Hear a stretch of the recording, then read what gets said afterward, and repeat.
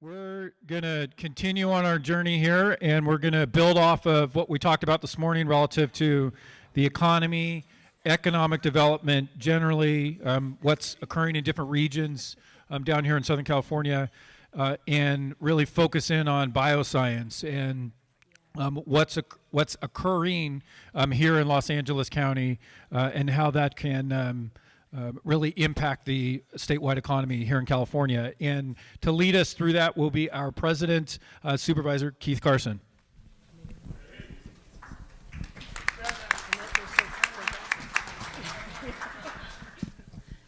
Supervisor, please behave. Behave, please. I want to say thank you very much for giving me the opportunity to moderate this session. I know that when I had the privilege a month or so ago to talk to Supervisor Mark Ridley Thomas, he had mentioned you're coming to LA and we're going to talk about economic empowerment, economic development. Even though counties are looked at as the safety net, we have a responsibility to make sure that people become self-reliant, self-sufficient, and what better way than to have CSAC Corp as well as CSAC members to come together. So I'm really pleased and honored to participate, and want to say thanks again to County of Los Angeles and particularly Mark Ridley Thomas for hosting this today. There's been some excellent information and presenters, and we're going to continue that today. I happen to have the privilege of hailing from an area that it has a very strong bioscience presence dating back to the 1800s with the Cutter Corporation, now Bayer Corporation. We have Chiron, a number over 18 located bioscience businesses right in my district, actually, as well as having 3 national laboratories, Sandia, Berkeley Lawrence, Berkeley Livermore, as a kind of an offset to assist in leveraging that, as well as a pretty good educational system with UC Berkeley and others to kind of be a drawing attraction to the area in the area of biosciences. We understand the importance of being not competitive, but being thought leaders in the area of bioscience, because if any of you have had the opportunity to travel outside of the country, you will see that there are almost entire cities, especially in Asia, that are focused around bioscience. And so it's not about competition, it's really about looking at how do we continue to build that infrastructure in our own areas. We have excellent panelists today, and we're going to get right to it because the goal of today's panel is to see what's needed to support and expand the bioscience industry in each and every one of our areas, and what's going on here in the Los Angeles area to develop that ecosystem and continue to develop that ecosystem. And so with that, I'm going to give the bios of the incredible panelists that we have, and then we'll begin the information and the dialogue. Dina Lofskovsky is the Executive Director of BioComms Los Angeles office and brings a 20-year career working in and around science and technology in Southern California before joining BioComm. Dina was the Associate Director of Licensing and Business Development at UC Santa Barbara's Office of Technology and Industry Alliance, where she managed a program to mentor and support startup companies formed around technology. Dina is also a member of the board of the Los Angeles Venture Association, an organization focused on education and networking opportunities for Los Angeles startup, emerging growth and late-stage venture-funded company executives, and a member of the City of Los Angeles Workforce Development Board. Dina holds a BS in Aerospace Engineering from MIT and an MBA from UC Marshall School of Business, and is a registered patent agent.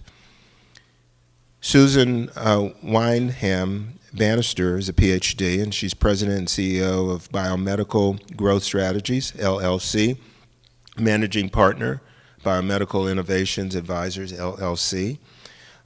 She serves as a managing partner at the Biomedical Innovations Advisors, LLC, which she co-founded, and serves as president and CEO of the Medical Growth Strategies, LLC. Both advisory firms leverage her experience as the past chief executive officer and president of the Massachusetts Life Science Center, a quasi-public investment organization for the life sciences community in Massachusetts. Under her leadership, they invested nearly $700 million. They leveraged another $2 billion in matching investment capital and made the sciences the fastest job-producing sector in that state. Prior to her role, she co-founded and managed and was a managing partner of ABT Biopharma Solutions and co-authored 2 books, Competitive Strategy for Health Care Organizations and Medicaid and Other Experiments in the State Health Policy. She holds a PhD from Brandeis University, Florence Heller School of Advanced Studies in Public Policy, where she was a Ford Foundation Fellow, a Doctor of Science. She is an incredible human being, let me say, with a lot of blessed attributes in that regard. We also have Cecilia Estolano, who is the co-CEO of ELP Advisors, Executive Director of LA Bioscience Hub. She is an expert in sustainable economic development and urban revitalization. She is co-founder of Estolano Lazar Perez Associates, a strategic planning and policy consulting firm, and serves as co-executive director of the LA Bioscience Hub, a nonprofit that advocates for and supports the growth of the bioscience industry in the Los Angeles Bioscience Corridor. Cecilia is also the president of the California Community College Board of Governors and has served as the California Coastal Commission and many other boards and commissions prior to the founding of ELP Advisors in 2011. She's a senior policy advisor at the U.S. EPA during the Clinton administration and an environmental policy advisor to former LA Mayor Tom Bradley. She received her AB from Harvard Radcliffe Colleges, MA in urban planning from UCLA, and a JD from UC Berkeley. We are also joined, and rounding out the panel for today, is by David Meyer. He is the president and CEO of LA Biomed, which is transforming biomedical research. All of these are very important, and the biosciences touch on each and every one of us without exception, regardless of where you live, your age, your party affiliation. It's very critical to us. So with that, why don't we start with our first presenter to give us a little bit of an overview of what they do. And so for that, we will start with Dina. Thank you very much. Mm-hmm. Thank you for that introduction, and thank you to all of you for your interest in what's going on in biosciences in Los Angeles, and of course to Supervisor Ridley Thomas for inviting us here today to speak to you about that. As Supervisor Carson mentioned, I'm the Executive Director of BioComms Los Angeles office.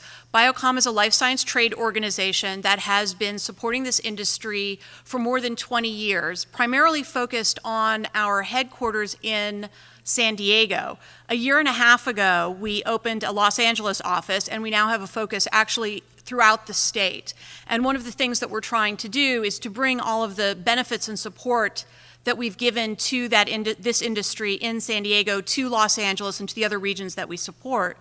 And we're here basically because of the efforts of the County Board of Supervisors and the leadership of Supervisor Ridley Thomas in recognizing that this industry is actually very strong in Los Angeles, but has not been recognized. It's early stage. It needs support to get to where it needs to go, but we've got all of the right building blocks, and that's what's so important. We don't look like other hubs in San Francisco, the Bay Area, or in San Diego, or in Boston. We're Los Angeles County. We're very spread out, but we have a lot of resources.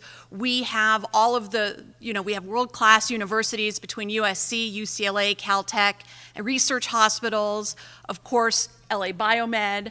And so we've got a great entrepreneurial spirit. We have some capital here already in the area. We need something to sort of pull everything together and push it forward. And so in seeing the recognition by the County Board of Supervisors here that there was so much opportunity, BioComm looked at it and said, you know what, we think we can have an impact, we really want to help. And so that's why we're here. Thank you for that brief overview, and we will move on next to Dr. Susan Richards and Banister for an overview as well. Well, thank you for the kind introduction, and again, let me especially thank the supervisor for inviting me to be here and share some perspectives from Massachusetts, although, as I was saying, I am now a resident of Riverside County, so relocating here to California, and very excited about that. I spent most of my career working with companies, with the private sector, on bringing new science and technology to the marketplace, which is a very complex process, but really is what we mean by innovation. It's really the commercialization of new science and technology. And I was asked in 2008 if I would come out of the private sector to lead an initiative for then Governor Deval Patrick, who really wanted to make a major play in Massachusetts, recognizing that while we had many of the right ingredients, we were not a Bay Area. We were not really considered a major life sciences hub. We were a research hub, but not a commercial hub. And so it was my great pleasure to come and really be the architect of this initiative for Massachusetts, which I have to say has been wildly successful, I think even beyond our wildest dreams. And when Governor Patrick left office in 2015, I also left my role as the CEO of this life sciences initiative and the fund that went along with the initiative. And since then, I've really been consulting with other geographies, New York, Maryland, Minnesota, that are really looking to understand how they might also accelerate innovation-based sectors, especially life sciences, which really yield not just great results for our global health, but have tremendous, tremendous economic benefits. So very happy to be here today. Thank you very much. Next will be Cecilia Estolano. Great, and then thanks very much, and thank you, Supervisor Ridley Thomas, for inviting us to present here today. So the Los Angeles Bioscience Hub was formed to try to promote the bioscience sector in a particular portion or geography of Los Angeles County. By way of background, there have been a number of reports about the potential, and you probably heard about this earlier this morning, the potential for the bioscience industry in Los Angeles. Dina's right, we kind of have it all here. It's actually a pretty good scale, but because we're so sprawling and spread out, we don't have the same type of agglomeration or concentration that other smaller communities have. So people don't really recognize the power of the bioscience industry in Los Angeles. But Los Angeles County has. But one of the greatest impediments to the growth of that industry has actually been the availability of space, a place where it could concentrate, could feel itself at home. Los Angeles County has identified 5 potential hubs, of which one is on the east side. Our nonprofit was formed really with the demise of redevelopment. All of you know how radically that changed our approach to economic development here in California. Our redevelopment agencies had always looked at the east side as a potential center for biomed or bioscience. When redevelopment went away, that project diminished. And then with leadership on the Board of Supervisors, Supervisor Ridley Thomas and former Supervisor Gloria Molina, the concept was, let's see if there are other ways we can promote this since we don't have a tool of redevelopment.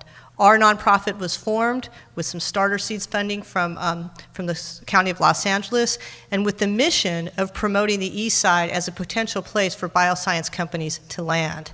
So I'll just tell you a little bit about the assets on the east side. We have the County USC General Hospital and quite a bit of property in that area that's owned by the county that's underutilized and could be developed for bioscience space. Second, right in immediate proximity to the County General Hospital is the USC Health Science Campus with world-class research institutions right next to the General Hospital.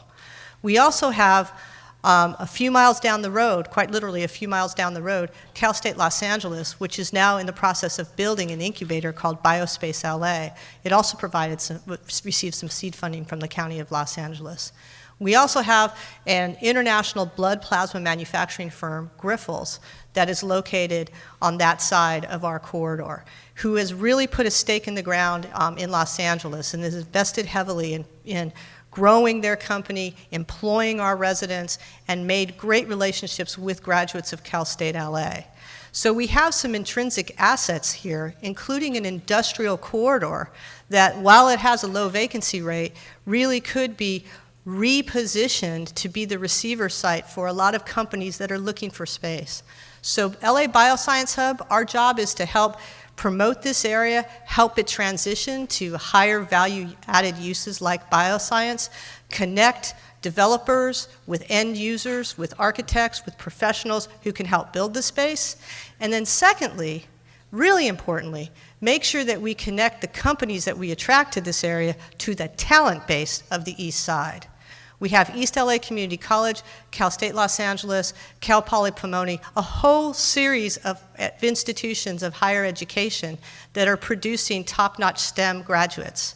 It is our view that bioscience is a great industry for many reasons, but it's also a great industry because it creates career pathways and career ladders for a full range of skill sets that we think can help elevate the economic opportunity for folks on the East Side. So that's what we do. I'd love to talk about a couple of the programs we do as we get into the Q&A. Thank you.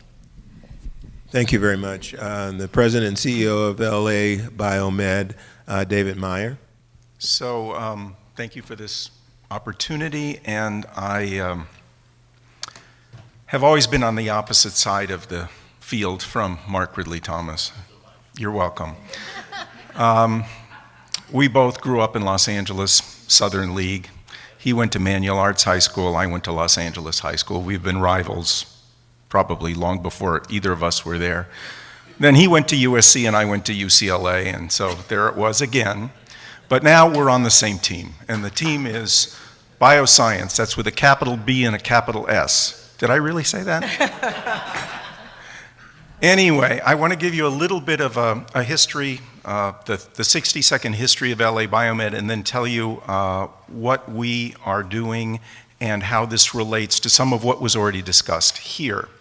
So the campus, which you see here, was a 72-acre Army hospital, which was built in 1943, the Port of Los Angeles Embarkation Station Hospital for the troops that were going out to the Pacific to fight in the war and for those who actually came back.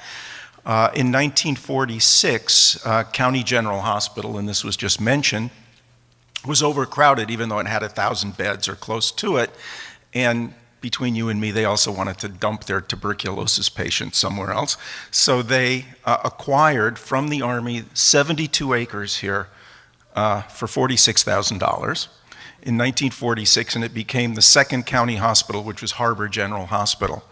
Harbor General Hospital, a county hospital, employed a lot of physicians, and then, interestingly, UCLA became the second site for a medical school of the University of California, the first one being up in Berkeley and San Francisco, but they didn't have a hospital. They didn't have any teaching faculty. They didn't have any research facilities, so they decided, okay, well, let's just open the medical school at Harbor General Hospital. And so for the first 10 years or so of the UCLA School of Medicine, you had they were located at Harbor General Hospital. Well, now you have all these county physicians and you have all these UCLA medical faculty members, and the one thing that's missing in their lives is research. So they decided to do something very simple, create a not-for-profit, independent research institute to handle all of the research aspects of what they wanted to do, and today that's LA Biomed. So we've been around for 65 years, serving researchers who are county physicians, serving researchers who are UCLA physicians on our 72-acre campus. I would go so far as to say that there's no one in this room who hasn't, in one way or another, been affected by discoveries at LA Biomed. And by the time I'm through here in a couple of seconds, I think you'll agree. So, for example, the county, again, Los Angeles County, under the direction of Supervisor Kenny Hahn, together with one of our cardiologists, decided that we had to do something about the fact that too many people were arriving at trauma centers and emergency rooms beyond help, because all they had were ambulance drivers to pick up people at accident scenes or people who had heart attacks and drive them as fast as possible to the hospital. So they came up with a new concept, and they even coined the name for that concept, and that concept is called paramedics. So there you go. Anybody who's ever had anything to do with paramedics, that's an LA Biomed innovation. And of course, it's now used all over the country and all over the world. Similarly, anyone who's ever been treated by a nurse practitioner, that also started at LA Biomed in our women's healthcare clinic way back in the 60s. The field of neonatology started at LA Biomed, and those are just some of the paradigms. There have also been devices, there have also been diagnostics, there have also been therapies. Many of the therapies that we develop are for orphan diseases. These are diseases where they're usually fatal, they're inherited, they're genetic, and by the time a kid is 10 years old, if they happen to be born with these genes, they will probably die. And that's one of our main goals at LA Biomed, is to take on the challenge of things that maybe there's not a lot of return of investment that a pharmaceutical company would be interested in. We just recently got the first FDA-approved treatment for sickle cell disease in 20 years, and the first one ever approved for pediatric use. That will be on the market and in the hands of physicians by the end of this month. So these are the kinds of things. These are the kinds of things that we do, and we're very innovative. And so now, just to get to the point of this slide here, as I said, we come up with a lot of paradigm shifting and new paradigms in our daily lives. And one of the ones that we're very excited about is the one that Mark Ridley Thomas and Dave Riccatello talked about today, and that is what was just mentioned, a bioscience hub in Los Angeles that would be part of a cluster which would include Harbor UCLA, which would include the bioscience hub that includes County USC and Cal State LA in East LA, and probably 3 or 4 others. And there was a Battelle report that came out a number of years ago and has been worked on since then, which is fairly descriptive as to how this could happen in in a place like Los Angeles, where we're spread out all over the place. We're not as compact as the Mesa in La Jolla. We're not as compact as Mission Bay. We're not as compact as Cambridge. So we have to think up new ways of promoting bioscience that takes into account not just the diversity, but the geography that we have here in LA. And so what we are thinking here a little bit differently, you've heard the term bench to bedside. That's what is an easy way of describing what's also known as translational research. The idea is that you want to bring the discovery that you make in the lab ultimately into the clinic, into the hands of the physicians. Well, I think that's a little short-sighted, and what we really want to be able to do, and what we're striving to do, is from the bedside to the bench and back again. And the beauty of what is being built here is that you will be able to do this. So let me give you an example. I'll take, for example, sickle cell disease. That's a perfect example. So Dr. Yutaka Nihara, who was a young hematologist at the time, encountering a diverse population which had a number of African Americans and Hispanics where sickle cell disease is overly prominent, was very struck by the suffering that patients with sickle cell disease go through.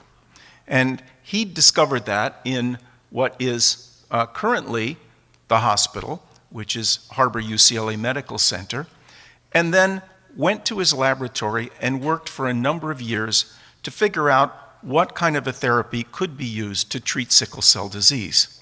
So he went from the bedside to the laboratory, and the goal was to get back to the bedside. But there's a problem there, and you've all heard of it. It's called the Valley of Death, and what it really means is that it's going to take a long time and a lot of money to bring a discovery back into the hands of the physicians. The pharmaceutical industry will tell you it takes $1.5 billion to go from a discovery to a drug. Well, LA Biomed, and I dare say most universities, could not afford that kind of an investment. However, it's really important to take on the commercialization aspects of the technologies, as was done in the case of what's now called Endari, the treatment for sickle cell disease. So this campus will enable people to go from the bedside to the bench and back again. So let me just finish up by showing you. This is the LA Biomed campus. All but these two buildings here already exist. This is the new hospital right here. The physicians will be able to see their patients, realize what the problems are, and you can see it's not very far to walk over to the laboratory to start working on a particular problem like a new therapy, a new diagnostic, or a new device. This building here, thanks to the County of Los Angeles, Supervisor Ridley Thomas and the Board of Supervisors put in $3 million in matching funds, which was matched by one of our donors, that the third floor of this building is a bioscience incubator on our campus. Keith Hoffman here, our Vice President for Business Development and Tech Transfer, is heading up this effort. And starting now already, we are renting space to interested startup companies, our own as well as others, in this particular building here until this building is finished in February of 2019. And then, as was mentioned, there will be a tech park here. So once the discoveries, proof of concept, have been brought along, and we're now talking about manufacturing or producing more of a particular drug, that's what the tech park is for. But then comes the clinical trials. Well, what better place to do a clinical trial than at a major academic medical center with a brand new hospital? So here's the paradigm. From the bedside to the bench, to the incubator, to the tech park, and back to the hospital for the patients. Bedside to bench and back again.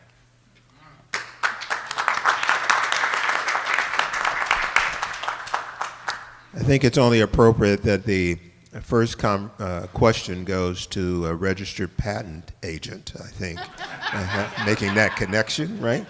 How can an organization like yours help cities and counties better support the science industry?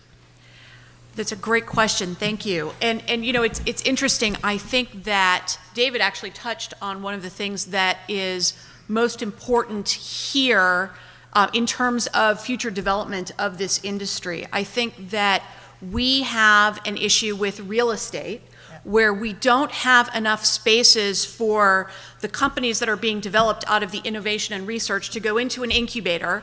That once they raise funding, they shouldn't be spending their funding just on building out a lab. What they should be doing is spending it to develop the research and get the research to patients.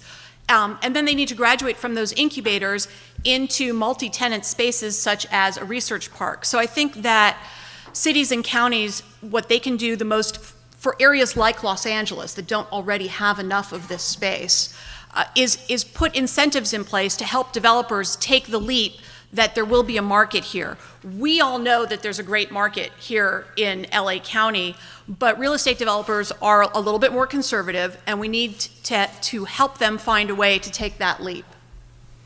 I'm going to mix it up a little bit in terms of the conversation. I'm going to ask that Dr. Susan Banister a question on that, and that is, you have a background in healthcare and health policy. Can you give some examples of how strong the life science ecosystem can promote improved healthcare delivery? Yes, and let me maybe just offer, if I may, and I think it'll become fairly obvious, 4 useful lessons from our experience in Massachusetts. And I'm going to keep them short, but I'm going to keep them at a micro level, and particularly as they would pertain to you as government officials. The first is to not underestimate the importance of an ecosystem. It is the skeleton.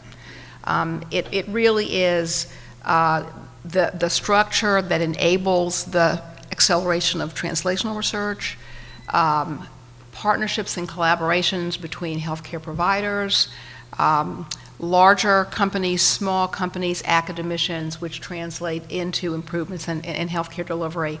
It attracts capital. It creates a community that established companies want to come and join. So the importance of an ecosystem is really critical when economists that study innovation look at the 5 key enablers of innovation. Ecosystem is always the most important. and the public sector has a very important role to play as a partner in building an ecosystem. The second lesson is not to confuse a cluster and an ecosystem. We in Massachusetts had a lot of resources. We had great universities, we had great medical centers. We did not have a lot of commercial life sciences activity. An ecosystem is when all those resources think of themselves and function as a system. The word in Massachusetts was a lot of talent didn't play well together in the sandbox. So one of the really, really important priorities needs to be, how do we transform a cluster into an ecosystem? The third lesson is building and sustaining an ecosystem requires a portfolio of investments. It's investment in our research facilities, it's investment in infrastructure, it's investment in talent development, it's investment in messaging and marketing, in venture mentoring, in capital formation, and the public sector has a really, really important role to play. I think we can recall from some of the comments this morning, all the tools and programs at your disposal that could be brought to bear and serve as various investments in coalescing and strengthening the ecosystem. And I'm in Massachusetts, you heard, for every dollar of investment made by the public sector, there was a 3x leverage of investment made by the private sector.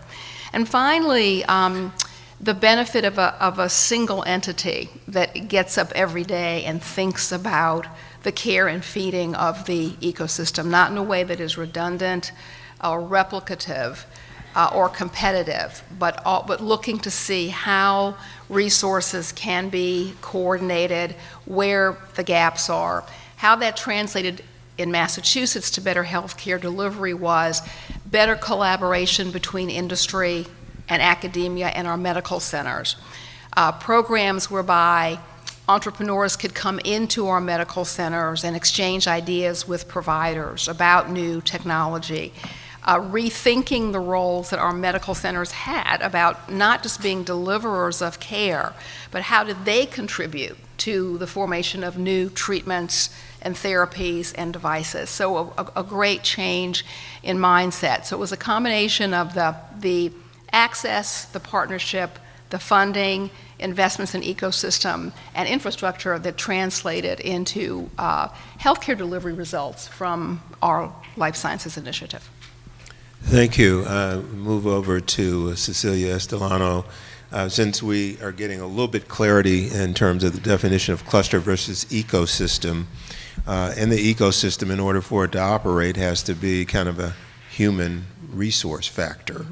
And Los Angeles is a very incredibly diverse region, right? But the bioscience industry does not reflect that diversity for the most part. What are some of the actions we can take to make sure that we prepare local talent to grow the workforce in the biosciences? Great, thank you, Supervisor. This is one of the most important questions that we grapple with every day at LA Bioscience Hub. We come to this work with a particular orientation around inclusive economic development. We love this sector because we truly believe it can create opportunities for a full range of folks at different educational scales and attainments in the East Side and throughout Los Angeles. So how do we address it? We created a program called Biotech Leaders Academy that went after actually trying to create internships for community college students in the bioscience industry in Los Angeles. And we were responding to something we heard from one of our board members, that we have great STEM programs in our community colleges, but those students are really kind of sent off to think about being researchers. And of course, how to transfer into four-year institutions. They don't receive any exposure to the bioscience industry itself. They get exposure to the academic environment, but not to the industry. And also, they don't get any exposure to the business side either. Our view is one of the strengths in Los Angeles of our sector is the entrepreneurial startup nature of this community. So we thought, let's address this problem head on. We applied for a grant from a local family foundation, the Goldhurst Foundation, and we were able to receive grant money to create a new program that would place community college students from East LA Community College STEM program into bioscience industry summer internships, paid internships, so that they could afford to work in the industry. But it wasn't just that. We also created an entrepreneurship training program through that summer, where we brought in speakers who taught them about capital formation, taught them about the patent process, intellectual property, all of the nuts and bolts of what it means to start a business in bioscience. The goal of our program was to expose them to what it really means to work in the bioscience industry, get them some lab and some industry experience, but secondly, get them to think about not just being a researcher, but that they could be creating a new startup that could solve a problem like sickle cell disease. They could think of themselves as the next Al Mann. Then they should think of themselves. Because how do we create diversity in the industry? When the owners are people of color, they are more likely to hire people of color, more likely to hire people from their own community. How do we know this? Here in our backyard in Grifols, we know this because the head of Grifols in Los Angeles is a graduate from Cal State LA, from El Serrano, a Latino who hires from Cal State LA, who specifically looks to bring up folks from the community because he knows what this industry has done for his life. He wants to spread the benefits of this industry through the community. So that's what motivated us starting this program. We finished our second year, our second summer this year, and we're looking to scale up this program to be able to take on 100 students next year. Starting with 10, this year we did 20. We want to get up to 100 students next year. And we've had tremendous support from the mayor's office, from the county board of supervisors, from the workforce development board, and actually Dean Lazowski's been terrific at BioComms. People get it, they see the connection, but the thing is, it's really hard work, Supervisor. It is really hard to cold call bioscience companies and ask them to take on an intern, pay a little bit of money, and not a postdoc from UCLA or USC, but a community college student from East LA. So you got to be able to sell the program and make it real. Well, now we have some terrific data behind us. We also have a good track record, and we have repeat players. The other thing that's been really critical for us is the work that we've done with the incubators in the community. Talk about creating an ecosystem. Some of our strongest proponents and biggest advocates have been the folks that run incubators, like Llewellyn Cox, who you're going to hear from in a little bit. He's taken some of our interns, and it's been very positive for them. The Pasadena Bioscience Collaborative, they've taken our interns and done tremendous work. LA Biomed. It's our network of incubators that have really made this program grow, and their companies have taken our interns and seen the value of it. So I think that is the most direct thing we can do. We want to build entrepreneurs that look like Los Angeles so that the industry 20 years from now will look like Los Angeles. We're going to grow bioscience in LA differently than it's been grown in any place else in the country because we have leaders like Supervisor Ridley Thomas that think about this through an equity lens and an inclusive lens. I just wanted to reinforce 2 points that you made, Cecilia, because they're really important, and I'll just sort of reinforce them from not just your experience, but our experience in Massachusetts. The first important point that you're making is access to talent. So diversity and inclusion is an issue of accessing talent, and that is really critical. The second is your point about the breadth of job creation. We know from our experience in Massachusetts that the life sciences has grown 17.5% since 2009, compared to growth in the rest of the economy of 1.3% in Massachusetts. Of the tens of thousands of new jobs, 25% have gone to workers with a high school degree or less, and 48% have gone to workers with a bachelor's degree or less. So your point about this being a big tent that employs people with many different skill sets is spot on. At family supporting wages. That is absolutely critical.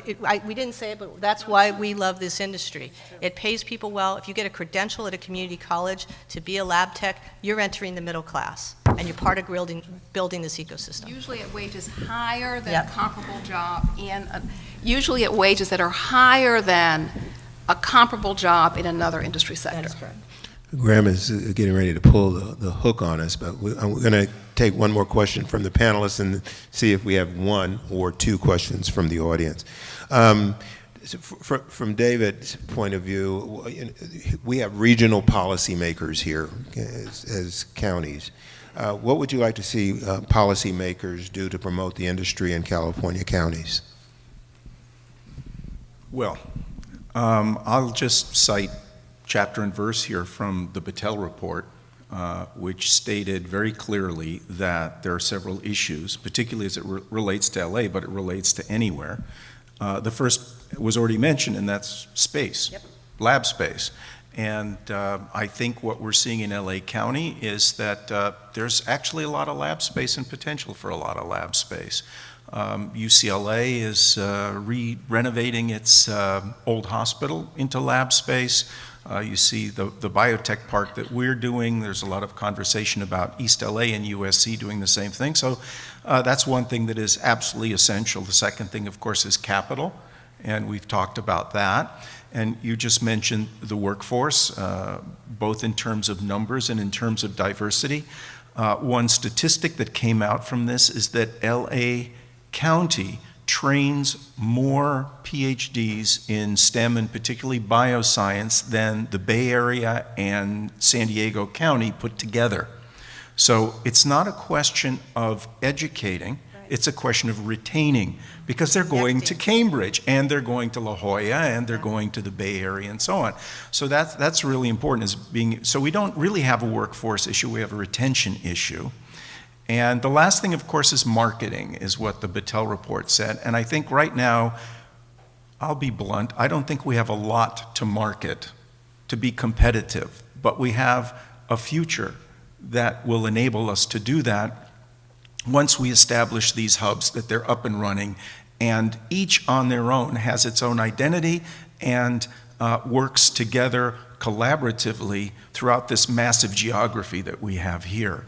And in that way, we would fulfill all four criteria, which I think are universal. I don't think that just applies to LA County. It's very clear that it's already taken place in places like La Jolla, which is a perfect example, where you have the space and you have the universities and the research institutes and you have the capital coming into it, and it almost markets itself.